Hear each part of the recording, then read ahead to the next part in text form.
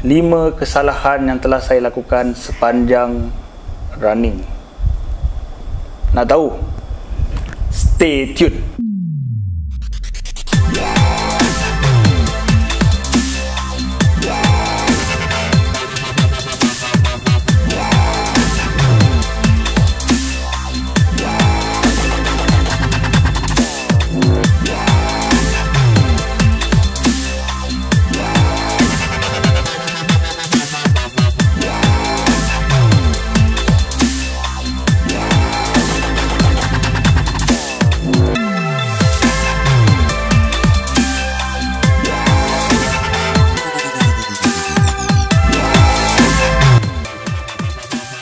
Hai, Assalamualaikum. Bersama saya sekali lagi Al-Rumi dan Aurora di YouTube channel saya. Terima kasih kerana anda masih terus menonton video-video saya, dan terima kasih kerana support anda yang berterusan. Alhamdulillah.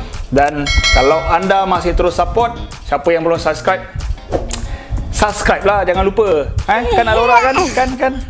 Video kali ini sangat special. Kerana apa? Saya nak wrap up balik ataupun muhasabah diri ataupun brainstorm saya sepanjang saya melibatkan dalam dunia running sejak tahun 2016. Okey, sedikit mukadimah jika anda ada follow dan menonton video-video saya sebelum ini. Okey, jadi dunia larian inilah yang sangat saya cintai, sangat saya minati sehingga hari ini, dan salah satu sebab saya berjaya mengubah hidup saya, mengubah gaya hidup saya, diri saya adalah dengan berlari. Dengan dunia larian ni saya sebenarnya bermula terus terang secara tak sengaja pada penghujung 2015. Saya masih ingat lagi, segar dalam ingatan saya, race pertama yang saya masuk adalah pada 1 Mei 2016, iaitu Rebel Day Fun Run Race, lebih kurang lah pada 1 Mei 2016. Okey, jadi pada hari ini sudah tentu saya nak share apakah kesalahan-kesalahan besar, kesalahan-kesalahan utama yang telah saya lakukan sepanjang saya melibatkan diri dalam dunia larian, yang boleh menjadi iktibar bukan kepada saya saja, mungkin kepada anda. Dan kalau bermahu manfaat, insya-Allah info-info ini boleh kita praktikkan dan boleh kita hindari terutamanya. Jadi sebelum saya mengupas dengan lebih lanjut 5 kesalahan utama yang telah saya lakukan, saya nak berkongsi kepada anda yang mungkin ramai dah tahu dan mungkin ramai tak tahu 6 elemen utama dalam larian yang perlu anda ada jika anda mahu explore dan meningkatkan potensi larian anda, bakat larian anda, dan seterusnya meningkatkan prestasi, dan yang paling penting anda enjoy run anda. Okey? Elemen yang pertama adalah endurance engine. Secara terperincinya adalah kardio. Okey, saya tak akan ulas dengan lebih lanjut hari ini. Mungkin kita boleh buat video lain. Saya cerita general saja. Yang kedua, elemen yang penting adalah strength and conditioning. Elemen yang ketiga, running gear kits. Running gear kits seperti baju, dan yang paling penting adalah kasut. Nombor 4, running form. Running form ni adalah lebih kepada teknik larian anda. Yang kelima adalah fueling. Fueling ni adalah pemakanan sebelum dan selepas dan ketika larian itu sendiri. Dan yang paling penting sekali, nombor 6, recovery. Okey, sekarang sampai masanya untuk saya ceritakan kesalahan-kesalahan yang telah saya lakukan dan anda boleh hindari di masa akan datang. Kesalahan yang pertama, too fast and too soon. Ada 2 elemen, iaitu terlalu banyak, terlalu cepat, dan terlalu laju, terlalu cepat. Okey, terlalu banyak, terlalu cepat, seperti mana saya katakan, saya bukan seorang atlet, saya bukan seorang yang berbakat dalam larian ni.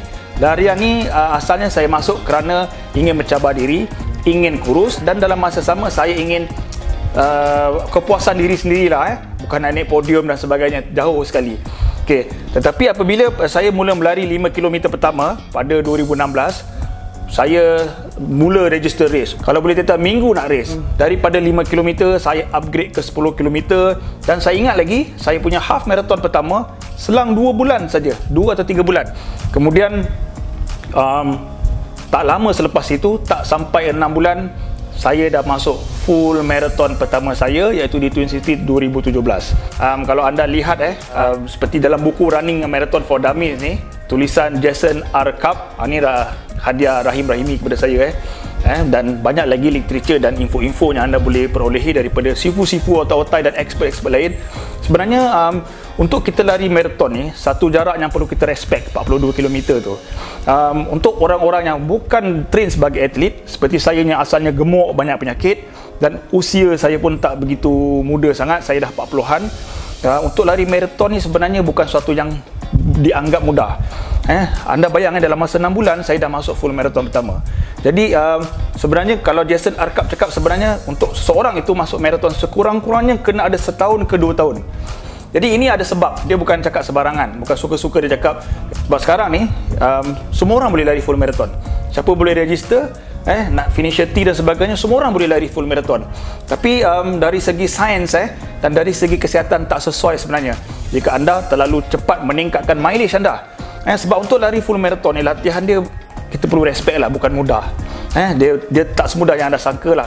Marathon tu adalah komitmen, jaraknya perlu anda respect, dan anda perlu maintain satu mileage yang tinggi setiap minggu dan setiap bulan.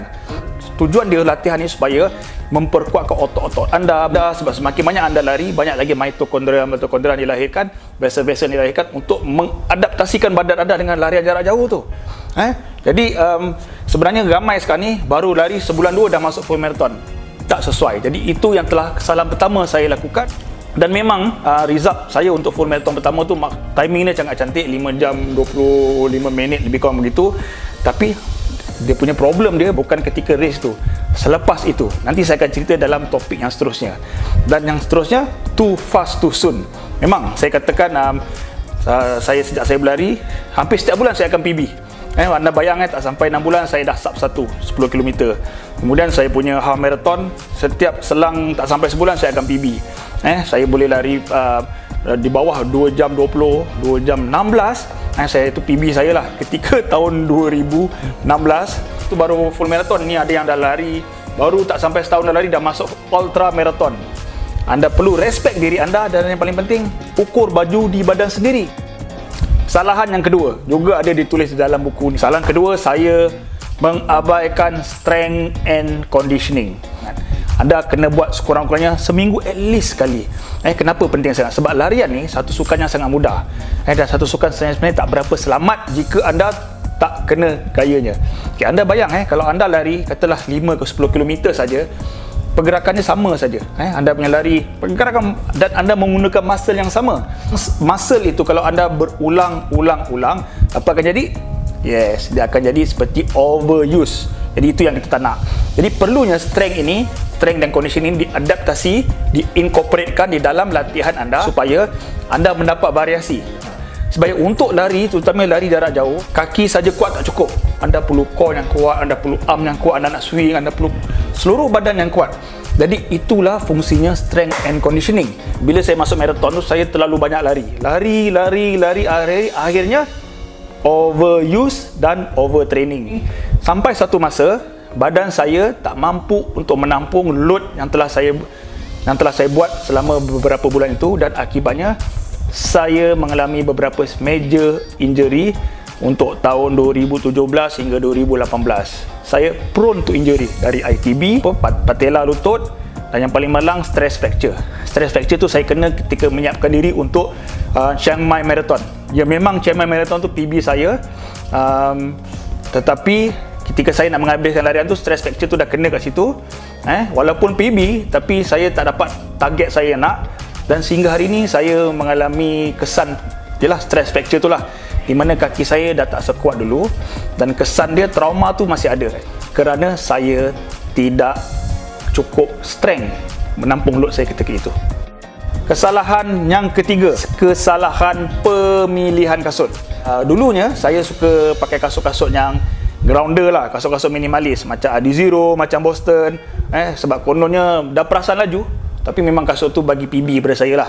Tapi ada impact kepada akibat saya menggunakan kasut-kasut tersebut. Saya dapat kelajuan, tapi saya mengalami injury kerana kasut tersebut tidak cushion. Kasut tersebut tidak dapat menampung. Mungkin kasut tersebut sesuai untuk orang yang lebih laju dan lebih ringan berbanding saya, tapi untuk saya tidak sesuai. Ketika saya prepare untuk Chiang Mai Marathon, saya memilih kasut Asics Dynaflight. Di kasut tu sebenarnya tak sesuai dengan saya. Pertama, dia sendat, kasut tu narrow. Kaki saya kena ingat orang yang lari ni, kalau anda perasan, semakin lama kaki anda akan semakin besar, terutamanya makin lebar. Kerana apa? Anda berulang-ulang lari. Saya bermula daripada US 10, sekarang kaki saya dah US 11. Semua kasut. Okey, jadi pergi cek kaki anda makin besar. Jadi saya pakai Dynaflight tu, kasut dia narrow, dan Dynaflight tu dia selalu panas. Jadi dia makan kaki saya. Jadi saya dengan mileage yang tinggi, dengan tak buat strength, salah pakai kasut pula tu. Jadi itu penyumbang kepada stress fracture yang sangat major, dan kesan dia sampai hari inilah akibat salah memilih kasut. Okey, jadi dari sekarang kriteria utama yang kalau saya memilih kasut, pertamanya kasut tu mesti white. Macam contoh saya try Brooks Ghost 10, Ghost 11, dia ada 2E, 4E dan white. Saya pakai 2E. Kemudian saya bertukar kepada beberapa jenis kasut New Balance, bagus semua kasut tu. Ada 2E, jadi kaki lebar. Tapi alhamdulillah sekarang ni saya dah dapat kasut yang berprestasi tinggi, yang berkualiti tinggi, dan dalam masa yang sama dia tak ada 2E, 4E, tapi ruang dia selesa. Dan itu adalah semua kasut-kasut Nike sekarang ni, Zoom Fly Series dan Vaporfly. Kasut dia memang selesa walaupun tak ada 2E. Kesalahan keempat yang telah saya lakukan adalah saya tiada latihan yang berstruktur. Saya masuk satu grup yang berbayar untuk prepare Chiang Mai Marathon. Jadi selepas Chiang Mai Marathon tu saya dah tak join grup. Maknanya 2018 saya training seorang-seorang lah, tak ada struktur. Kononnya boleh ambil pada internet dan sebagainya kan. Mungkin saya tumpang grup sikit, dan saya kebanyakannya saya bersendirian. Kenapa latihan tu perlu berstruktur? Contoh yang pertama, dia akan sesuaikan dengan current fitness anda. Kemudian latihan itu akan disesuaikan dengan kelapangan masa anda. Dan yang paling penting, latihan itu diselaraskan dengan objektif atau goal anda dalam race itu. Ini selalu saya ingatkan lah, kalau anda betul nak excel, nak improve dalam larian anda perlu dapatkan latihan yang struktur. Contohnya anda nak lari marathon sub 5 jam contohnya, dapatkan latihan yang berstruktur. Anda latihan struktur ni senang je. Anda boleh beli di internet, key in anda punya current fitness, larian anda yang terkini, masa anda yang terkini. Kemudian dia akan custom-madekan dengan keadaan anda dan goal anda. Ataupun anda join beberapa running club. 2019 saya sign dengan The Running Plan. Di situlah saya mula kembali ke landasan yang benar. The Running Plan ni memang best gila lah. Dengan coach-coach yang hebat, dan yang ni semua profesional. Coach Mark William, Coach Awan Ran, Coach Jeffrey Ross, Coach Darren, sekarang ada Coach Kochi lah. Jadi ada banyak lagi, bukan Running Plan saja. Anda boleh cari di mana-mana, boleh tanya, boleh tengok di Instagram dan Facebook, latihan-latihan berstruktur. Dan ada juga running group yang membuat latihan berstruktur kerana dia ada coach di dalamnya ataupun leader dalam tu. Mana-mana saja terpulang, janji ada latihan yang berstruktur. Dan kesalahan terakhir yang telah saya lakukan adalah tiada objektif yang jelas, target, goal ataupun dream. Macam orang macam saya dan kebanyakan anda ni, masa kita ni selalu terhad. Pertamanya kita ada family, kita kerja, dan kita perlu rehat. Kita bukan seperti elite yang memang full time memang berlari. Contohnya dia boleh lari pagi, tengah hari dia tidur, petang dia lari lagi. Kita kalau lari pagi, pergi masuk kerja dah barai dah, ataupun nak lari malam, balik kerja badan dah penat. Untuk itu perlunya anda perlu ada objektif yang jelas. Objektif yang jelas ni contohnya anda target satu race yang besar. Macam contoh full marathon. Contoh saya dah catat, anda ada masa 6 bulan. So anda target, saya nak lari sub 4 untuk full marathon. Jadi itulah objektif yang sebenar. Bila anda ada objektif sebenar, anda akan rangka latihan anda. Jadi kalau anda tak ada objektif, anda punya latihan tak ada sasaran, nanti anda terkejar-kejar. Kejap nak lari 10 kilo, nak PB 10 kilo, anda banyak main speed, anda kurang main endurance dan sebagainya. Jadi latihan tu tak sesuai dengan goal anda yang sebenarnya. Jadi kalau anda nak fokus untuk full marathon, buat full marathon. Mungkin yang latihan-latihan yang melibatkan speed dan sebagainya, yang 10 kilo, yang laju-laju sebagainya, kita boleh tangguhkan sementara. Kecuali anda adalah season runner lah. Anda dah season runner, anda lari bertahun-tahun, dan anda memang dah tahu apa yang perlu dilakukan dengan badan anda, persiapan anda, tu tak ada masalah. Yang saya nak ceritakan ni untuk orang-orang baru, beginner seperti saya dan ramai yang di luar sana. Okey? Dan objektif ni perlu jelas dan anda perlu fokus. Seperti saya tahun 2020, saya memang target untuk berlari di Tokyo Marathon 2020. Saya dah ada program, saya dah tahu nak susun jadual kerja saya, bagaimana masa saya dengan family. Hidup ini kita perlu seimbang. Anda tak boleh berlebihan, terlalu fikir berlari saja sehingga anda mengabaikan kerja dan keluarga, dan yang paling bahaya, anda mengabaikan suruhan agama dan Tuhan. Okey, itulah dia 5 kesalahan yang telah saya lakukan. Dan anda jangan risau, setiap manusia ni, terutamanya benda-benda baru yang kita nak ceburi, kita akan buat silap. Jangan takut buat silap, tapi yang paling penting adalah bagaimana kita nak menebus kesilapan itu kembali, dan yang paling penting kita come back stronger. Okey, jadi mudah-mudahan apa yang saya kongsikan ini boleh membawa manfaat, dan jika anda telah lakukan atau belum lakukan lagi, sekurang-kurangnya anda boleh jadikan panduan kalau ianya sesuai dengan anda. Dan kita nak enjoy journey larian kita mengikut motivasi dan objektif anda masing-masing. Okey, terima kasih sebab sudi tonton sampai habis. Dan kalau anda suka, anda tekan butang like, anda subscribe, tekan loceng dan tinggalkan komen-komen yang konstruktif.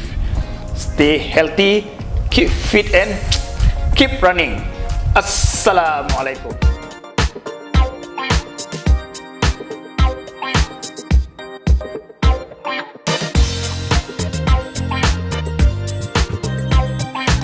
Melibatkan diri dalam bidang yang sangat saya suka sekarang ni, iaitu dunia larian atau running. Cut, dia lari.